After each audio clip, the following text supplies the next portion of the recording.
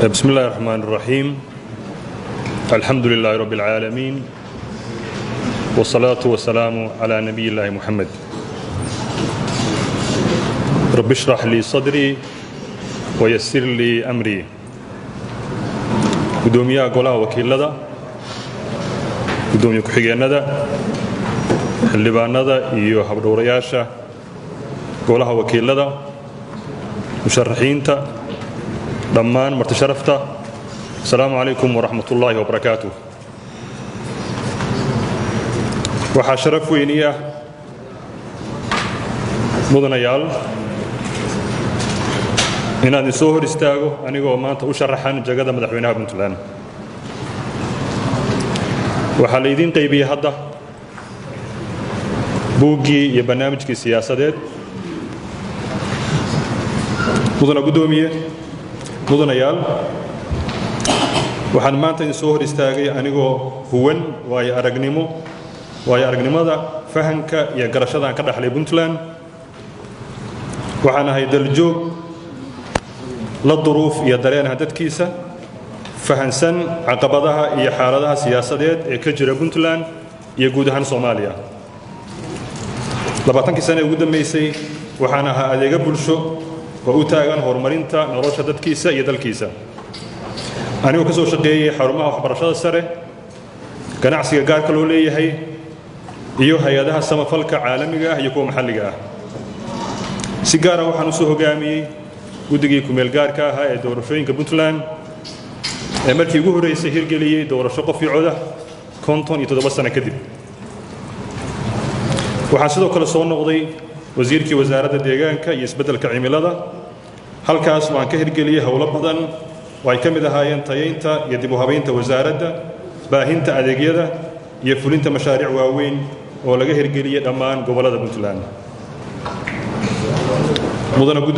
mudanayaal waxaa nasiib darro ah in 25 sano kadib oo aynu dowlad ahayn ay hay-adaheennii dowladdu jilicsan yihiin, shaqo la'aantu ay baahsan tahay, waxbarashada ubadkeennu uu aad u hooseeyo, saboolnimadu ay baahsan tahay, ilihii dhaqaaluhu aanay xoogganayn, adeegii bulshadu uu aad u hooseeyo, mashaariicdii ay ku dhacayso jeebka dad gaar ah, laguna tagrifalay awooddii dowladnimada, laguna naasnuujiyey xayndaab kooban.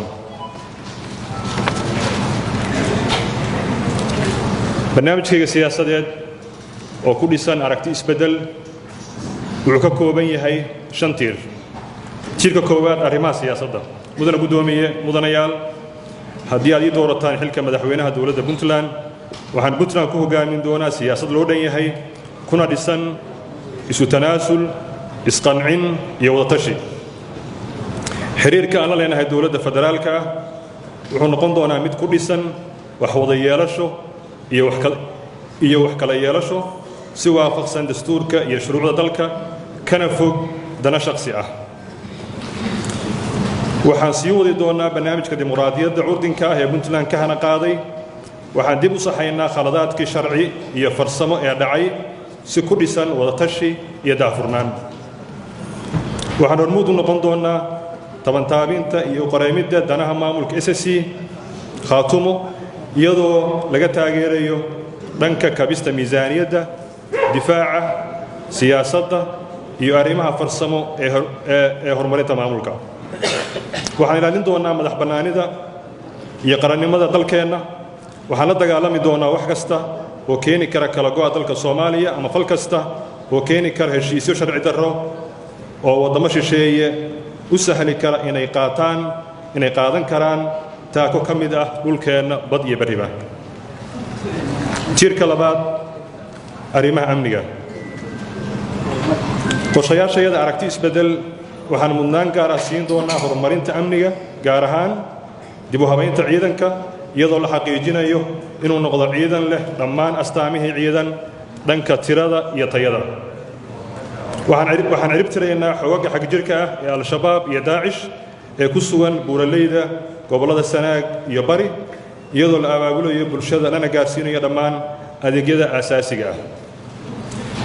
ka hortagga iyo xal u raadinta isku dhacyada qabaa'ilka iyo dib u heshiisiinta beelaha diriirtu dhex marto iyadoo lala tacaalayo arrimaha aasaaska u ah colaadaha beelaha walaalaha ah. tiirka saddexaad, horumarinta dhaqaalaha iyo wax soo saarka. mudana guddoomiye, mudanayaal, waxaan kor u qaadi doonaa dakhliga gudaha annagoo dib u habayn ku samaynayna hannaanka canshuuraha, soona siyaadinayna ilo dakhli oo cusub si ay dowladdu u bixiso adeegyo bulsho oo tayo leh. waxaan horumarin doonaa hadduu ilaahay yidhaahdo kaabayaasha dhaqaalaha sida garoommada, diyaaradaha, dekadaha iyo waddooyinka. waxaan dhisi doonaa garoommada diyaaradaha, waxaan tayayn doonaa garoommada diyaaradaha, horumarinta maamulka iyo adeegyada guud ee garoommada. waxaan dhammaystiri doonaa ballaarinta dekedda Boosaaso iyo dhismaha dekedda Garaacad annagoo horumarinayna adeegyada labada dekedood. waxaan la imaanaynaa siyaasad dib loogu howlgelinayo lacagtii shilin Soomaaliga oo aynu ogsoonahay dowladda hadda jirtaay inay ku fashilantay ayna dhibaato badan ka soo gaartay bulshada danyarta ah. waxaan yarayn doonaa heerka saboolnimada bulsho iyadoo la yaraynayo heerarka shaqo la'aanta bulshada, la abuurayo fursado shaqo, lana dhiirigelinayo maalgashiga ganacsatada Soomaaliyeed iyo kuwa ajnabiga ah, iyadoo dowladdu ballan qaadayso wax allaale iyo wixii fududayn maalgashi ah. tiirka saddexaad, horumarinta adeegyada bulshada. waxaan horumarin doonaa tayada waxbarashada iyo xoojinta dugsiyada farsamada gacanta. waxaan xaqiijin doonaa in si buuxda loo isticmaalo qoondada waxbarashada ee ugu jirta miisaaniyadda guud. waxaan ballan qaadaynaa in arday dambe oo reer Puntland uusan lacag ku bixin doonin kharashaad la xiriira imtixaan iyo shahaado. waxaan baahin doonaa adeegyada caafimaadka aasaasiga ah oo laga hirgelinayo gobol kasta. dhanka kale waxaan hubin doonaa in la helo cisbitaallo ay u dhammaystiran yihiin wax allaale iyo wixii looga baahnaa caafimaad, adeeg caafimaad, si looga maarmo ama loo yareeyo safarrada dadka reer Puntland ay dibadda ugu aadaan caafimaad. waxaan ka shaqayn doonaa ballaarinta adeegyada korontada iyo biyaha. waxaan dhisaynaa xarumo dhallinyaro oo lagu horumariyo hal-abuurka iyo curinta dhallinyarada. dhanka kale waxaan horumarin doonaa garoommada ciyaaraha iyo goobaha dhallinyaradu ku kulmaan. tiirka shanaad, hirgelinta maamul wanaagga iyo tayaynta hay'adaha dowladda. waxaan tayayn doonaa garsoorka dalka annagoo u qoondaynayna miisaaniyad ka madax bannaan laanta fulinta. waxaan dib u habayn iyo tayayn ku samayn doonaa hay'adaha dawliga ah si loo xaqiijiyo iskorjoogtaynta iyo isla xisaabtanka hay'adaha. waxaan kor u qaadi doonaa kartida, aqoonta iyo xirfadaha shaqaalaha dowladda.